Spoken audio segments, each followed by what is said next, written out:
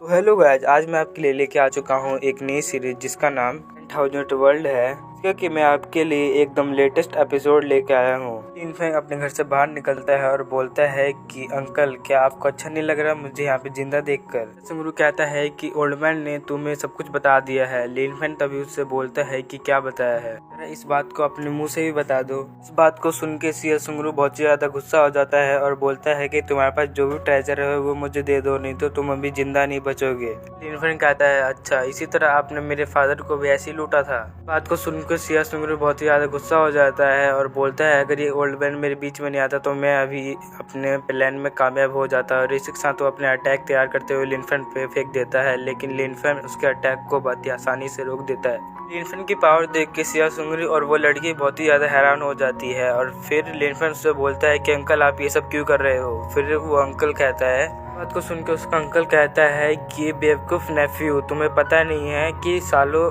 Cultivation करने के बाद ही कोई पावरफुल बन पाता है, लेकिन तुम्हारे तरह और तुम्हारे पापा की तरह बहुत ही ज़्यादा रेयर पर्सन होते हैं जिनको कि बहुत ही ज़्यादा रेयर ट्रेजर मिल जाते हैं। इस वजह से तुम इतनी ज़्यादा पावरफुल हो। मैं हमेशा के लिए बहुत ही ज़्यादा कमज़ोर नहीं रहना चाहता, इसीलिए मैं तुमसे तुम्हारे सारे ट्रेजर छीन के बहुत ही ज़्यादा पावरफुल बन जाऊंगा।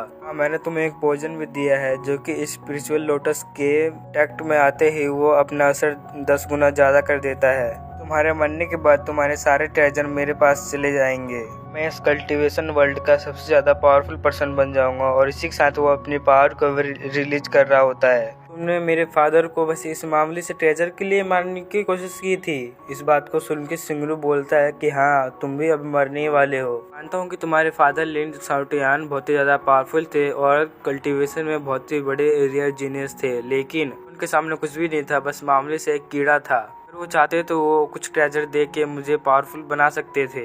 मैं कमज़ोर था इसीलिए सब मेरी बेइज्जती उड़ाते थे, लेकिन लिन शाओटियान बहुत ही ज़्यादा पावरफुल था इसीलिए सब उसकी इज्जत करते थे। इसीलिए मैंने प्लानिंग बनाई कि उसको मार के कि मैं उसके सारे ट्रेजर छीन लूँगा। फिर मैं उन सब ट्रेजर को रिफाइन करके बहुत ही ज़्यादा पावरफुल बन जाता और सब मेरे रिस्पेक्ट करते। इस बात को सुन के सुंगरू के फादर बोलते हैं कि अगर शाओटियान नहीं होता तो अभी तुम इतने ज़्यादा पावरफुल भी नहीं हो पाते। मैंने तुम्हारी इतनी ज़्यादा मदद की और इतने सारे ट्रेजर दिए जिसकी वजह से तुम इतने ज़्यादा पावरफुल हो।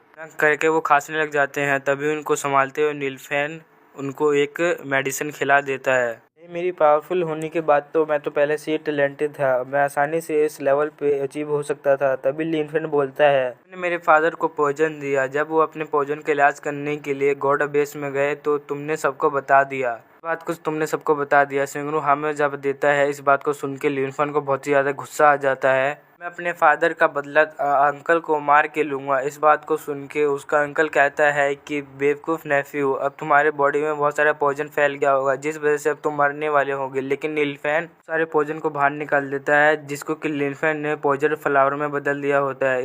इसे देख के वो दोनों बहुत ही ज़्यादा चौंक जाते हैं और फिर लिन फेंग उनके सामने ही वो पॉइजन पूरी तरह से डिस्ट्रॉय कर देता है और फिर वो अपने डिवाइन बीट निकालते हुए उन दोनों को ट्रैप कर लेता है।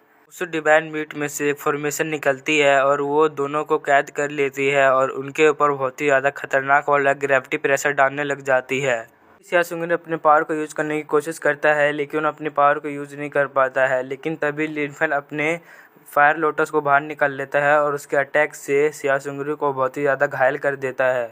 फिर लिन फेंग कहता है कि अंकल, तुम्हें मेरे फादर ने लाइफ दी लेकिन मैं इस लाइफ को छीनने वाला हूँ। और इसके साथ ही कहते ही वो उस डिवाइन और को बहुत ही ज़्यादा पावरफुल बना देता है और उन दोनों के ऊपर बहुत ही ज़्यादा ग्रेविटी प्रेशर लगने लग जाता है। तभी लिन फेंग को वहाँ पे किसी और की पावर सेंस होती है। तभी वहाँ पे एक पर्सन आते हुए बोलता है कि कोई बच्चा अपने अंकल को परेशान कर रही है, कितना ज़्यादा फनी है। इतना कहते ही वो उसके फॉर्मेशन को पूरी तरीके से डिस्ट्रॉय कर देता है। ये पर्सन सियाओ फैमिली का एंसेस्टर होता है, उसका नाम सियोजन है। तभी उसके ग्रैंडफादर उसको बताते हैं सियोजन का लेवल गॉड रेलम के 9th लेवल की है। वो लिन फेंग को केयरफुल लेने के लिए बोलते हैं। लिन फेंग बहुत ही ज़्यादा गुस्से में बोलता है कि जिसने मेरे फादर को हर्ट किया है मैं उसको आज कुत्ते की मौत मारूंगा। और फिर उसके बाद वो अपने फ्लेम लोटस के पावर से उसके आइस ऑरा को पूरी तरीके से नाकाम कर देता है। पावर को देख के वो एंसेस्टर भी बहुत ही ज़्यादा हैरान हो जाता है और फिर वो बोलता है कि लिन फेंग, तुम्हारे पापा ने तुम्हें बहुत ही ज़्यादा खतरनाक ट्रेजर्स दिए हैं।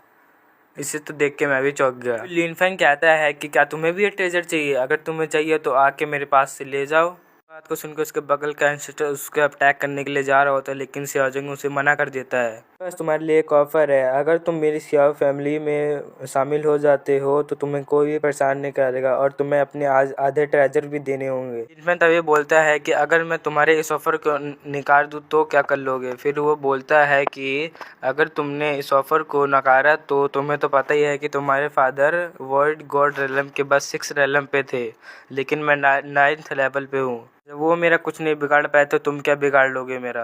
बात को सुन के लिन फेंग कहता है फिर तो मैं तुम्हारी पावर को देखने के लिए बहुत ही ज़्यादा क्यूरियस हूँ। बात को सुनकर सियाओजिंग अपने एक फॉर्मेशन बनाते हुए आइस ब्लेड से लिन फेंग पे अटैक करता है, लेकिन लिन फेंग अपना रेड ड्रैगन बाहर निकाल लेता है, लेकिन वो अटैक उसको संभाल नहीं पाता और उसका रेड ड्रैगन डिस्ट्रॉय हो जाता है। लेकिन लिन फेंग उसको फ्लेम लोटस से पूरी तरीके से डिस्ट्रॉय कर देता है।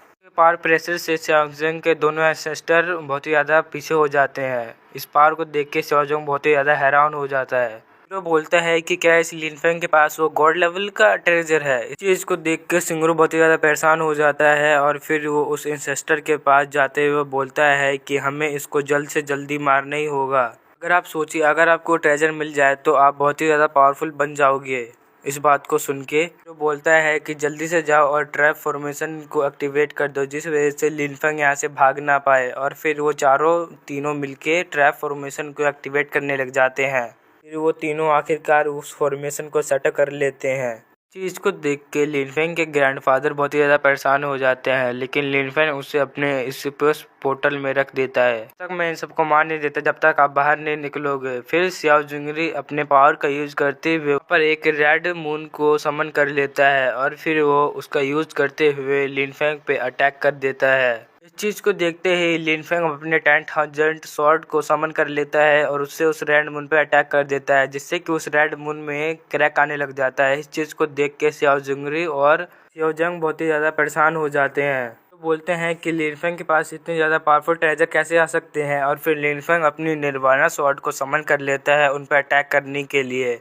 इस चीज को देखते हुए वो अपने दोनों साथियों से और सिंगरू से मदद मांगता है। वो तीनों मिलके सियाओजिंग को अपनी पावर देने लग जाते हैं, जिस वजह से उसका रेड मून बहुत ही ज़्यादा बड़ा हो जाता है और फिर उस रेड मून से लिन फेंग पे वो अटैक कर देता है। लेकिन लिन फेंग अपने निर्वाणा स्वॉर्ड से उस पर भी बहुत ही ज़्यादा खतरनाक स्वॉर्ड सियाओजिंग के पास जाने लगती है, जिसे सियाओजिंग देखते ही अपना एक ट्रेजर बाहर निकाल लेता है और उससे वो अटैक को ब्लॉक करने की कोशिश करता है, लेकिन वो दोनों अटैक डिस्ट्रॉय हो जाता है। को देखते ही वो अपने एक तलिस्मान को बाहर निकाल लेता है और वो अपने साथियों को बोलता है कि सभी अपनी पावर्स इसमें लगा दो। उसके बाद एक मून मिशन एक्टिवेट हो जाएगा। बात को सुनते ही वो तीनों मिलके अपनी पूरी पावर लगा के उस तलिस्मान में देने लग जाते हैं। उसके बाद वो फॉर्मेशन पूरी तरीके से एक्टिवेट हो जाता है। सियाओजिंग उस फॉर्मेशन को कंट्रोल करते हुए एक स्टार मीटियोर से लिन फेंग पे अटैक करता है, जिसमें कि छोटे छोटे मून लिन फेंग की तरफ जाने लग जाते हैं। इस चीज़ को देखते ही लिन फेंग एक फॉर्मेशन को एक्टिवेट कर देता है, जिससे कि वो सारे मून डिस्ट्रॉय हो जाते हैं। लिन फेंग का फॉर्मेशन उन सभी की पावर को एब्जॉर्ब करके एक बहुत ही ज़्यादा पावरफुल वेव क्रिएट करता है, जिससे कि वो तीनों पीछे हो जाते हैं और वो बहुत ही ज़्यादा घायल भी हो जाते हैं। लिन फेंग अब अपनी सुप्रीम स्वॉर्ड टेक्निक का यूज़ करते हुए उन सब पे अटैक कर देता है, लेकिन वो उस अटैक को ज़्यादा देर तक ब्लॉक नहीं कर पाते। उसके बाद उसकी पावर प्रेशर के वजह से वो चारों नीचे आ जाते हैं। पावर को देख के सियाओजिंग बहुत ही ज़्यादा हैरान हो जाता है और बोलता है कि इसकी कल्टीवेशन लेवल तो टोंगटियन लेवल की है, लेकिन तभी भी ये पावरफुल तो गॉड लेवल का लगता है। इसलिए हम चारों को मिलकर लिन फेंग को हराने की कोशिश करनी चाहिए। उसके बाद लिन फेंग सोच रहा होता है कि गार्डियन गॉड ने मेरी इस टेक्निक की पावर बहुत ही ज़्यादा कम कर दी है, नहीं तो ये कब से बकबक नहीं कर रहे होते, कब का मर चुके होते। इतना कहते ही लिन फेंग अपने हाथों में एक फायर लोटस को एक्टिवेट कर लेता है, तो वो अपनी सुप्रीम स्वॉर्ड टेक्निक में मर्ज कर लेता है, जिसके बाद वो उस टेक्निक से सियाओजिंग पे अटैक कर देता है। उसके बाद सियाओजिंग भी मून रिवर टेक्निक का यूज करते हुए लिन फेंग के अटैक को ब्लॉक करने लग जाता है, जिसके वजह से उन दोनों का अटैक डिस्ट्रॉय हो जाता है। और फिर इसके बाद लिन फेंग अपनी स्वॉर्ड मार्शल सोल को बाहर निकालता है, जिसके वजह से सियाओ फैमिली के पूरे 10,000 स्वॉर्ड्स लिन फेंग के पास आके उसके चारों तरफ घूमने लग जाती है। चीज को देख के सियाजुंग और सियाजुंग के फैमिली मेंबर्स बहुत ही ज़्यादा परेशान हो जाते हैं। वहाँ से एक उड़ता हुआ पर्सन आता है और उसके बाद वो बुढ़ऊ बोलता है कि क्या तुम्हें मेरी मदद चाहिए। बाद सियाजुंग बोलता है कि नहीं ब्रदर, मुझे तुम्हारी हेल्प की कोई ज़रूरत नहीं है क्योंकि ये मेरी फैमिली का मैटर है। बच्चे को तो मैं ही संभाल लूँगा। उसके बाद वो चारों मिलके सियाओ फैमिली के बहुत ही ज़्यादा खतरनाक ट्रेजर को बाहर निकालने लग जाते हैं। सियाओ फैमिली के ट्रेजर से लिनफेंग पे वो अटैक कर देता है, लेकिन लिनफेंग भी अपनी मास्टर सोल का यूज करते हुए उस पर अटैक कर देता है। ऐसे ही वो दोनों अटैक आपस में टकराते हैं। उसके प्रेशर से बहुत ही ज़्यादा खतरनाक एनर्जी निकल रही होती है। चीज़ को देख के जो ओल्ड मैन यहाँ पे मदद करने के लिए आया था वो अपने चारों ओर बैरल बना लेता है।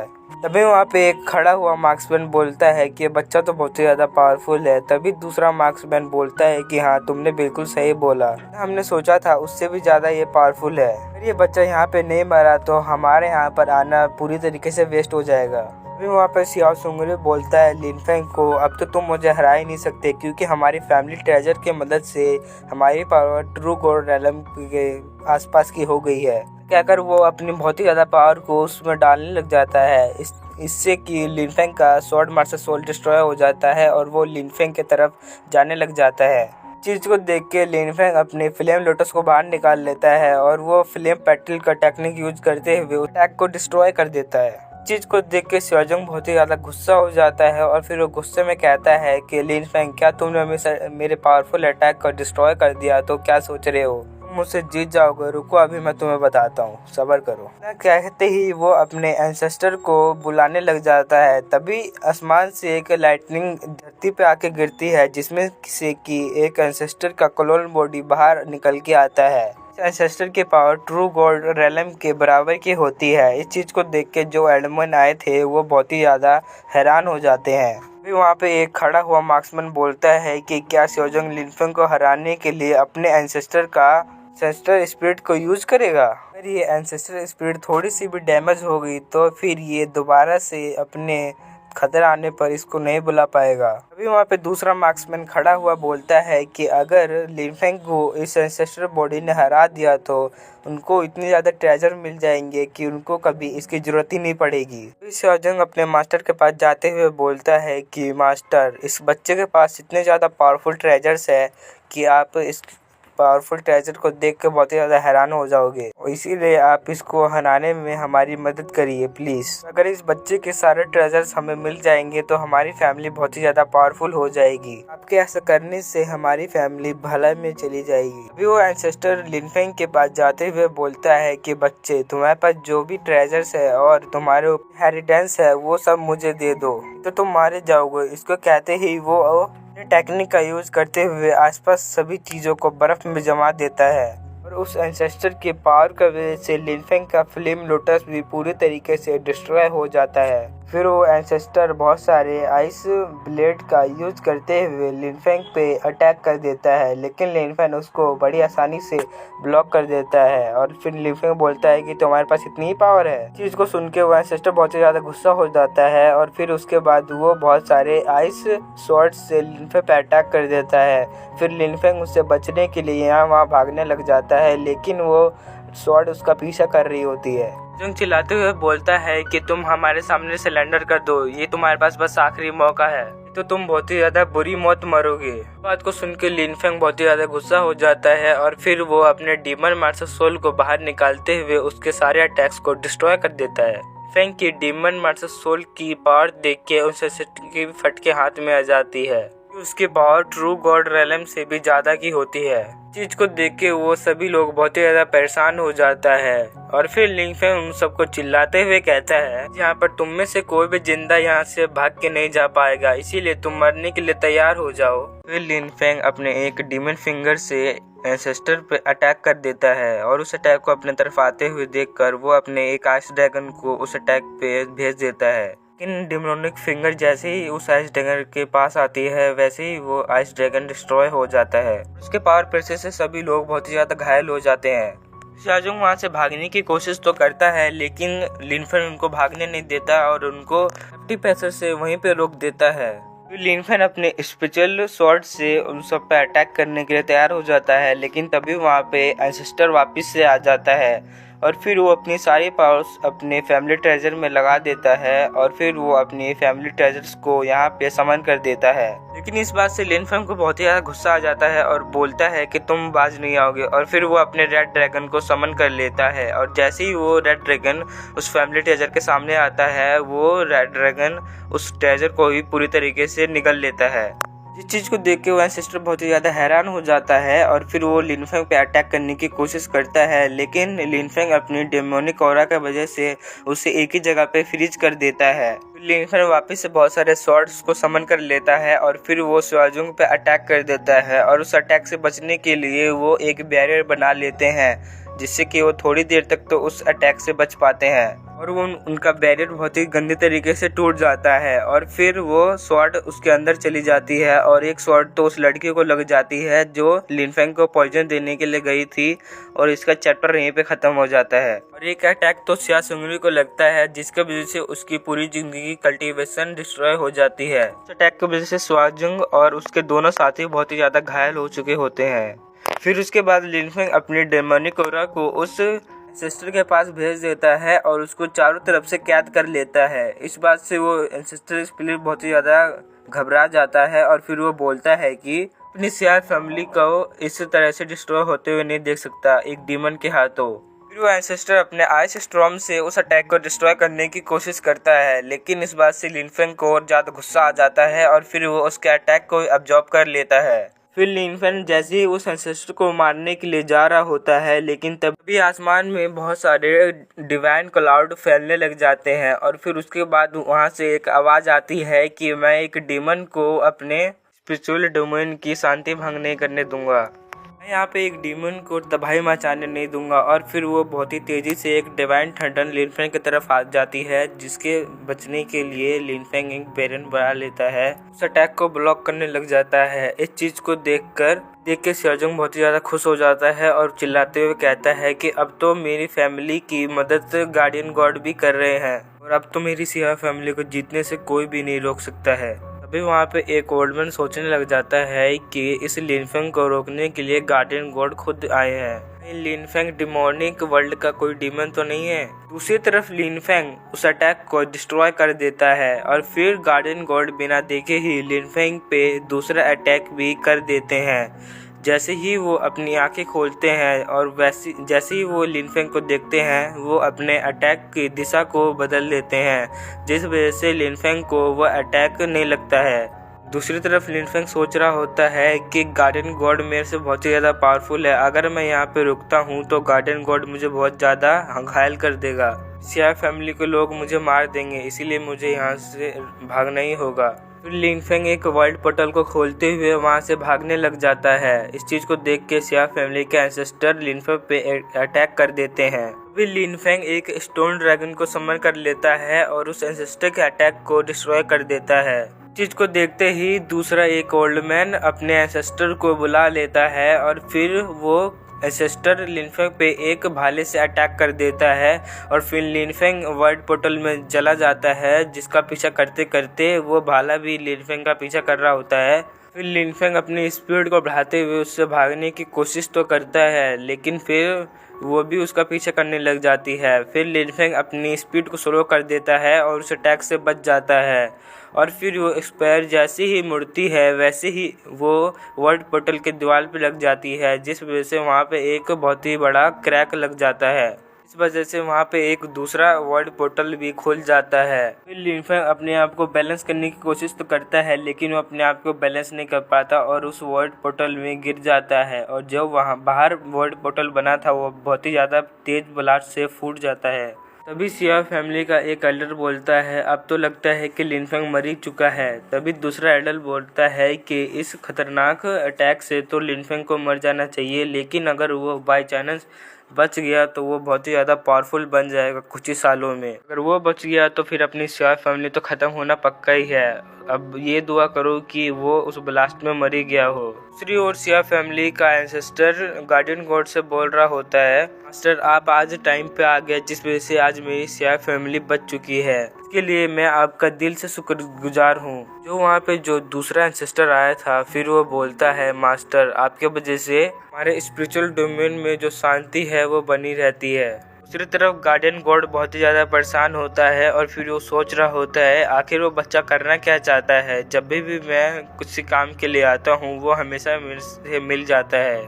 इस बात को सोचते सोचते वो वहाँ से चला जाता है। वो दूसरा स्पिरिट सिया फैमिली के एंसेस्टर के पास आ जाता है और बोलता है कि आज हमने मिलकर लिन फेंग को मार दिया है, इसीलिए मैं आशा करता हूँ कि आगे चल के भी हमारी दोस्ती ये कभी नहीं टूटेगी। फ्यूचर में भी हम आपस में दोस्त बन के ऐसे ही अपन दोनों मदद करेंगे। इस बात पे सिया फैमिली का एंसेस्टर हाँ बोलता है और उसके बाद वो एंसेस्टर अपने ट्रेजर बॉक्स में वापस से चला जाता है। ओल्ड मैन अपने ट्रेजर को लेके अपने दोनों साथियों के साथ बहुत ही तेजी से वहाँ से कल्टी मार लेता है। सिया फैमिली का एंसेस्टर भी अपने ऑर्ब में चला जाता है और फिर वो जुंग अपने पास वो ऑर्ब रख लेता है और उसके बाद वो सोच रहा होता है कि अगर गार्डियन गॉड यहाँ पे नहीं आए होते तो उन्होंने लिन फेंग को नहीं रोका होता तो हमारी सिया फैमिली पूरे तरीके से डिस्ट्रॉय हो सकती थी। वो मारा जा चुका है, इसलिए हमें कोई टेंशन लेने की जरूरत नहीं है।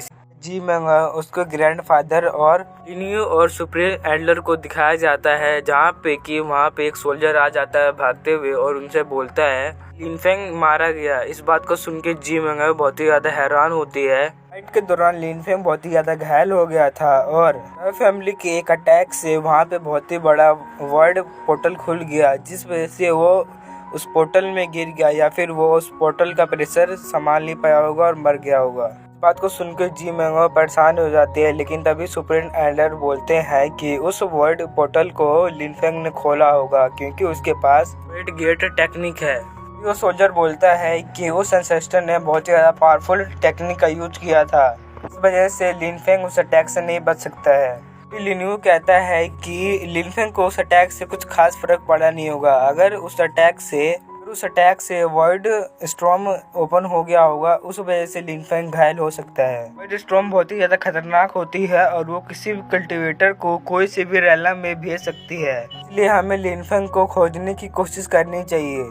सुप्रीम एल्डर लिन्यू को शांत करते हुए बोलते हैं कि लिन फेंग को तुम इतना भी कमजोर न समझो, वो बहुत ही ज़्यादा पावरफुल है, वो इस अटैक से बच गया होगा पक्का से। जहाँ पे भी गया होगा वो वहाँ पे वो सेफ होगा, लेकिन तुम इस बात का ध्यान रखना कि अगर सिया फैमिली ने लिन फेंग पे अटैक करने की कोशिश की है तो वो हम पे भी अटैक कर सकते हैं, जिससे कि वो हम पे लिन फेंग के बारे में पूछने की कोशिश करेंगे। दूसरी तरफ हमें मैंग फैमिली को दिखाया जाता है, यहाँ पे मैंगटेन अपनी दोनों बहनों के साथ प्रैक्टिस कर रहा होता है, लेकिन तभी उसकी मॉम वहाँ पे आ जाती है और तीनों भाग के अपनी मॉम के पास चले जाते हैं। अभी वहाँ पर क्योंकि के फादर मैंग जिया भी वहाँ पे आ जाते हैं और वो बहुत ही ज़्यादा परेशान होते हैं।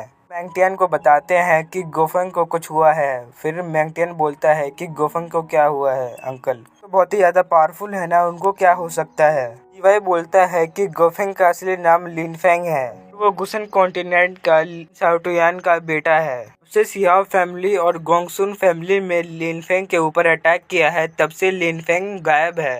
बात को सुन के मैंगटियन बहुत ही ज़्यादा परेशान हो जाता है और इस बात को सुन के तो क्योंकि तो बहुत ही ज़्यादा होश उड़ जाते हैं कि उसका शक यकीन में बदल चुका होता है कि गोफेंग ही लिन फेंग है। अंकल गोफेंग का नाम भी लिन फेंग है और मेरे फादर का भी नाम लिन फेंग है, ये कैसे पॉसिबल हो सकता है। इस बात को सुन के मैंग भाई को यकीन हो जाता है कि लिन फेंग ही टियन का फादर है। अब वो किनक्यू से इस बारे में पूछते हैं और फिर वो बोलते हैं कि 5 साल पहले तुम गुसन कॉन्टिनेंट में गई थी। लिन फेंग तो ही इन तीनों का फादर तो नहीं है। फिर किनक्यू गहरी सांस लेते हुए बोलती है, हाँ इन तीनों का फादर लिन फेंग ही है।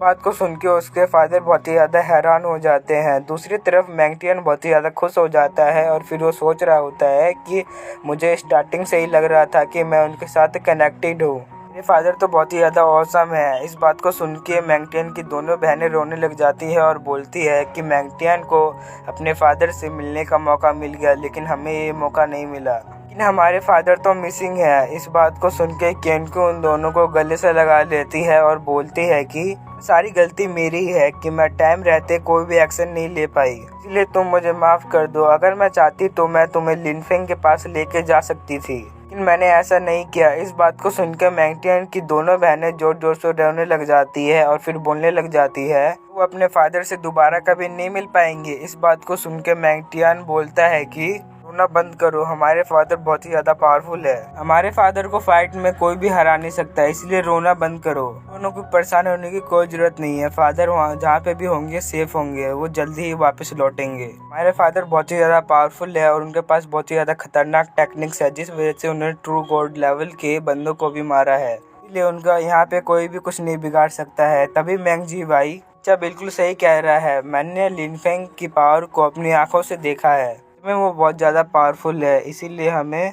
पता करना है कि लिन फेंग किस जगह पे है। इसलिए मैं लिन फेंग को ढूंढने के लिए तैयारी करता हूँ। फिर उसके बाद हमें एक दूसरे रेलम का सीन दिखाया जाता है, जहाँ पे कि एक कैरेज हवा में उड़ रहा होता है और वह बहुत ही ज़्यादा तेज़ स्पीड में कहीं जा रहा होता है। उसमें दो लड़कियां बैठी हुई होती है और एक लड़की बोलती है कि बस अब 600 माइल की दूरी बची हुई है, 600 माइल की दूरी के बाद हम अपने ट्राइब में पहुंच जाएंगे, हमारा कोई भी कुछ नहीं बिगाड़ पाएगा। लेकिन तभी दूसरी लड़की बोलती है मैं इतना ज़्यादा खुश होने की कोई ज़रूरत नहीं है, क्योंकि इस न्यूज़ के बारे में किसी को भी पता चला तो वो हमें जान से मारने के लिए भी आ सकते हैं। वो फुल स्पीड में अपनी ट्राइब की ओर जाने लग जाते हैं, लेकिन तभी आसमान के ऊपर से उस पंछी के ऊपर कुछ गिरता है, जिस वजह से उनका बैलेंस बिगड़ जाता है। फिर हम देखते हैं कि वो कोई और नहीं होता, लिन फेंग ही होता है, कि वर्ड प्रेशर के वजह से अभी बेहोश होता है। एक लड़की बाहर देखती है और बोलती है कि ये तो एक इंसान है, जाओ और वहाँ पे जाके उस इंसान को जाके चेक करो। उसकी बात को सुन के दूसरी लड़की अपने कैरेज से बाहर निकलती है और वो लिन फेंग को चेक करने लग जाती है। लेकिन तभी साटून बहुत ही तेजी से बाहर निकलता है और वो अपने पावर प्रेशर से उस लड़की को बहुत ही ज़्यादा दूर फेंक देता है। चीज़ को देख के उसके सोल्जर्स उसके सामने आके खड़े हो जाते हैं। इसमें बैठी हुई लड़की साटून को देखती है तो वो बोलती है कि ये तो एम्परर पैंग के तीसरे बेटे हैं। इस बात को सुन के साटून बहुत ही ज़्यादा खुश हो जाता है और बोलता है कि मुझे नहीं पता था कि यहाँ पे की बहुत सारी लड़कियाँ भी मुझे जानती है। फिर वो लड़की बोलती है कि आज से 6 साल पहले जब वो 18 साल का हुआ था, तब उसके बर्थडे पार्टी में वो अपनी प्रिंसेस के साथ गई हुई थी, उसी जगह पे मैंने आपको देखा था। फिर साटून बोलता है कि आज से 6 साल पहले तुमने मुझे देखा था, लेकिन आज भी मैं तुम्हें याद हूँ। क्या तुम्हें मेरी पर्सनैलिटी इतनी ज़्यादा पसंद है? इस बात को सुन के वो लड़की बोलती है उस दिन को कोई भी कैसे भूल सकता है, क्योंकि बिंगलुआन ट्राइब की लड़की ने आपसे शादी तोड़ी थी, जिस वजह से आपके क्लैन की बहुत ही ज़्यादा बेइज्जती हुई थी और उसके कुछ दिन बाद ही आप अपने घर छोड़ के वहाँ से भाग गए थे। इस बात को सुन के साटून बहुत ही ज़्यादा परेशान हो जाता है। उसके बाद वो लड़की साटून के पास आते हुए बोलती है कि आज से 6 साल पहले आप बहुत ही ज़्यादा पावरफुल थे, लेकिन अभी तक आपने कोई सा ह्यूमन फॉर्म क्यों नहीं ले रखा है? क्या आपके साथ कुछ बुरा हुआ है? इस बात को देख के मुझे तो ये यकीन हो गया है कि बिंगलुआन ट्राइब की प्रिंसेस के साथ आपकी कभी भी शादी नहीं हो सकती है। तभी साटून गुस्से में बोलता है कि मैं प्रिंसेस बिंग से कभी शादी करना ही नहीं चाहता था, क्योंकि मैं उससे बहुत ज़्यादा पावरफुल हूँ। इस बात को सुन के वो लड़की बोलती है कि झूठ बोलना बंद करो, क्योंकि आपकी कल्टीवेशन बहुत ही ज़्यादा गिर चुकी है, इसीलिए आप ह्यूमन फॉर्म नहीं ले पाए और आप तो इस बार बहुत ही ज़्यादा कमज़ोर हो चुके हो। इस बात को सुन के साटून नीचे गिर जाता है और इसे देख के उस लड़की के सोल्जर हंसने लग जाते हैं। इससे साटून को बहुत ही ज़्यादा गुस्सा आ जाता है और बोलता है कि क्या तुम्हें मैं कमज़ोर लगता हूँ? मैं तुम्हारे पूरे क्लैन को अपने एक अटैक से डिस्ट्रॉय कर सकता हूँ। अभी वो लड़की बोलती है कि प्रिंस आपको मेरे सामने नाटक करने की ज़रूरत नहीं है, क्योंकि मैं भी एक बीस्ट हूँ। क्योंकि ये बात तो मुझे ही पता है कि कोई भी बीस्ट निर्वाला लेवल पे पहुँचने के बाद वो ट्रांसफॉर्म हो सकता है, लेकिन आप अभी तक ट्रांसफॉर्म नहीं हुए हो, इसीलिए हमारे सामने आपको झूठ बोलने की कोई ज़रूरत नहीं है। क्योंकि आप थोड़ी बहुत और मेहनत करोगे फिर आप निर्वाला लेवल पे पहुंच जाओगे, उसके बाद आप ट्रांसफॉर्म भी हो सकते हो, उसके बाद आप बहुत ज़्यादा पावरफुल बन जाओगे। इस बात को सुन के साटून बोलता है कि बेवकूफ़, तुम्हें कुछ नहीं पता है, पहले से ही बहुत ही ज़्यादा पावरफुल हूँ, बल्कि मैंने वॉइड गॉड रेलम पे बंदों को भी हरा रखा है। मुझे बस अपनी ट्रांसफॉर्म होने के लिए तियानियान ब्लड ट्रांसफॉर्म पिल चाहिए, उसके बाद मुझे एक बॉडी मिल जाएगी। इस बात को सुन के वो लड़की बोलती है कि क्या सच में मास्टर आप टोंगटियान रेलम पे हो? उसके बाद साटून बोलता है कि तुम सब मेरे सामने नील डाउन करो, क्योंकि मैं यहाँ पे एक माइटी किंग हूँ, तुम सबकी यहाँ पे कोई भी औकात नहीं है। तभी वो लड़की बोलती है मैं आपकी सब बात को समझ चुकी हूँ, लेकिन आप इतने ज़्यादा पावरफुल हो तो आप यहाँ पे क्या कर रहे हो? आपको तो अपने क्लैन में लौट जाना चाहिए था ना। इस बात को सुनकर साउटियन चारों तरफ देखता है और उसके बाद ध्यान से उसके पास में आके बोलता है कि ये पर्सन मेरे मास्टर है। हाल ही मेरे मास्टर की फाइट रूक कोड लैरम के बंदे के साथ हुई है, जिस वजह से मेरे मास्टर बेहोश है इधर, इसीलिए मैं अपने मास्टर को यहाँ पे प्रोटेक्ट कर रहा हूँ। उसके बाद वो अपने पंख को खोलते हुए उस लड़की को दूर फेंक देता है और बोलता है कि अब तुम यहाँ से जा सकती हो, क्योंकि तुम यहाँ पे मेरा बस टाइम ही वेस्ट कर रही हो, मुझे अपने मास्टर का ख्याल रखना है। फिर वो लड़की दोबारा से खड़ी हो जाती है और बोलती है कि आपके साथ तो बहुत ही ज़्यादा बुरा हुआ, अब आपको तो एक इंसान ने अपना गुलाम बना रखा है। क्या आप 6 सालों से यहाँ पे इस इंसान के पेट बने हुए हो? अभी वो प्रिंसेस भी अपने कैरेज से बाहर निकल के आती है और बोलती है साउटियन, ये तो तुम्हारे साथ बहुत ही ज़्यादा बुरा हुआ। बात को सुन के साउटियन हिचकिचाते हुए बोलता है कि कोई बात नहीं, मैं यहाँ पे ठीक हूँ। तभी वो लड़की दोबारा से बोलती है कि मास्टर, मैं आपके लिए इस इंसान को मार सकती हूँ, उसके बाद आप फ्री हो जाओगे, उसके बाद आप अपने क्लैन में लौट पाओगे। वैसे भी आप मेरी प्रिंसेस के बहुत ही पुराने दोस्त हो, इसीलिए हम आपका काम ये कर सकते हैं। इस बात को सुन के साउटियन लिनफेन की तरफ देखता है और उसके बाद बोलता है कि बेवकूफ़ हो, तुम इस बारे में सोचना भी न, क्योंकि तुम्हें पता नहीं है कि मेरे मास्टर कितने ज़्यादा खतरनाक है। वो अपने प्रिंसेस के पास जाते हुए बोलती है कि शायद इस इंसान ने साउटियन मास्टर का ब्रेन वॉश किया है, इसलिए ये ऐसी हरकत कर रहे हैं। मुझे साउटियन मास्टर की कुछ हालत ठीक नहीं लग रही है, इसलिए हमें इनको यहाँ पे नहीं छोड़ना चाहिए। इस बात को सुन के प्रिंसेस साउटियन के पास जाते हुए बोलती है, तुम मेरे इतने पुराने दोस्त हो और हम इतने सालों बाद मिल रहे हैं, इसीलिए मैं तुम्हें इस जंगल में अकेले नहीं छोड़ सकती हूँ, ना तुम मेरे साथ चलो। इस बात को सुन के साउटियन लिनफेन की तरफ देखता है और फिर वो बोलता है कि मास्टर को भी एक सेफ प्लेस की जरूरत है, इसीलिए मैं तुम्हारे साथ चलने के लिए तैयार हूँ। हमारा सीन शिफ्ट होता है, हमें लिनफेन और साउटियन को दिखाया जाता है जहाँ पे कि वो प्रिंसेस उन दोनों को लेकर कहीं जा रही होती है। साउटियन मास्टर के लिए बहुत ही ज्यादा चिंता कर रहा होता है। तभी वो मेट बोलते हैं कि साउटियन मास्टर को क्या हो गया है प्रिंसेस, पहले ये बहुत ही ज़्यादा औसम हुआ करते थे। इस बात को सुन के प्रिंसेस बोलती है कि मैं भी इससे बहुत ही ज़्यादा हैरान हूँ। अगर एम्परर पैंग को इस बात के बारे में पता चलेगा तो फिर इस बात को सुन के वो बहुत ज़्यादा उदास होंगे। तभी साउटियन उन दोनों को तरफ देखते हुए बोलता है कि तुम दोनों आपस में क्या बातें कर रहे हो? इस बात को सुन के प्रिंसेस बोलते हैं कि नहीं प्रिंस, हम कुछ भी बातें नहीं कर रहे, हम आपकी तारीफ कर रहे हैं। हमारा प्रिंस वापस किंगडम में लौट के आ चुका है, इसीलिए तुम्हें बेकार की बातों पर ध्यान नहीं देना चाहिए, आके मेरी खातिरदारी करो। इस बात को सुनकर वो मेड बोलते हैं कि हम आपसे बहुत ज़्यादा पावरफुल है, तो आप क्या समझ रहे हैं, मैं ऐसे ऑर्डर नहीं दे सकते। इस बात को सुनकर प्रिंसेस उसे चुप करा देती है।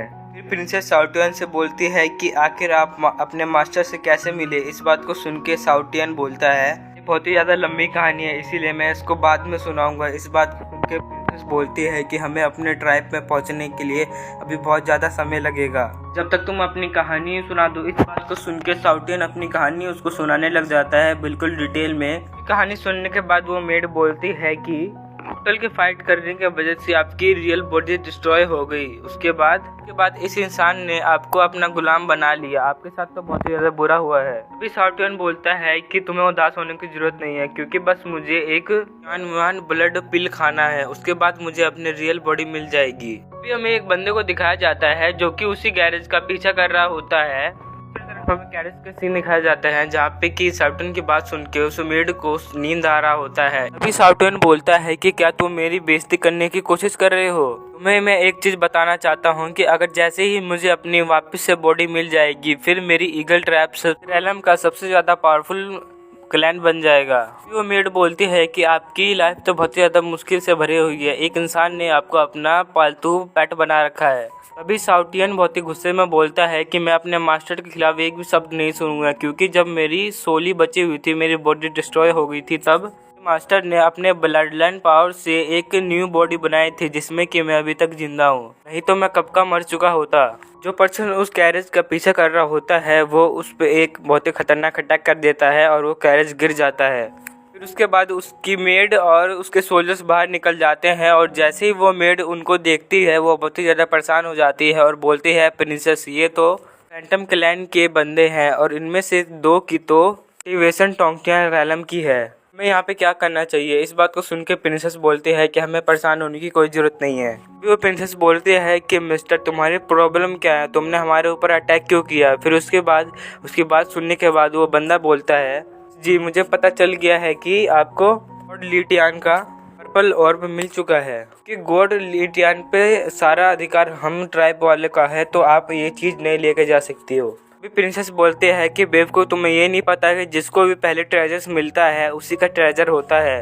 ये ट्रेजर मुझे सबसे पहले मिला है तो इस ट्रेजर पे मेरा अधिकार है। मुझे नहीं लगता कि तुम्हारे क्लैन में इतना ज्यादा कोई पावरफुल पर्सन है जो कि गॉड की इनहेरिटेंस को कोई संभाल सकता है। आवाज सुन के साउटिन भी अपना सर बाहर निकालता है कैरिस से और उसको देखने लग जाता है। तभी वहाँ पे एक और लेडी आ जाती है। ये बोलती है कि तुम वो ट्रेजर हमें दे दो क्योंकि हम उसके लिए एक परफेक्ट यूजर हम खुद ढूंढ लेंगे। उस लेडी को देख के बहुत ही ज्यादा परेशान हो जाती है क्योंकि वो लाइटनिंग ट्राइब की मेंबर होती है। देख के वो मेड बहुत ही ज्यादा परेशान हो जाती है और बोलती है कि प्रिंसेस, अब यहाँ पे तो 2 टोंकियन रैलम के बंदे और आ गए, तो अब यहाँ पे हमें क्या करना चाहिए। इस बात को सुन के प्रिंसेस अपने कैरेज के ऊपर आ जाती है जंप लगाकर।